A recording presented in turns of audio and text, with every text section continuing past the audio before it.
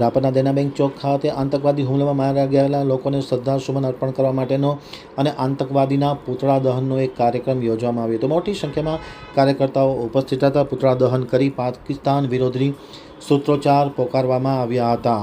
હવે જોઈએ રાપર આમતક ન્યૂઝ બ્યુરોનો એક વિસ્તૃત અહેવાલ। રાપર શહેરના શહીદ દેના બેંક ચોક વિસ્તાર મધ્યે વિવિધ સંગઠનો દ્વારા શહેરીજનોએ શહેરના દેના બેંક ચોક ખાતે પહેલગામ આતંકવાદી હુમલાના વિરોધમાં આતંકવાદના પૂતળાનું દહન કરવામાં આવ્યું હતું। ત્યારબાદ મૃતકોના માનમાં મૌન પાળી શ્રદ્ધાસુમન અર્પણ કરવામાં આવ્યા હતા અને પાકિસ્તાની વિરોધી સૂત્રોચ્ચાર પોકારવામાં આવ્યા હતા। મોટી સંખ્યામાં લોકો આ પ્રસંગે ખાસ ઉપસ્થિત રહ્યા હતા।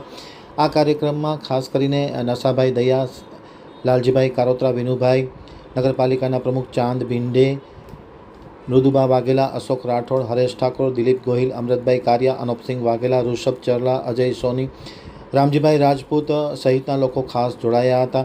એમ અશોક રાઠોડે આમતક ટીવી સાથેની વાતચીતમાં માહિતી આપતા જણાવ્યું હતું।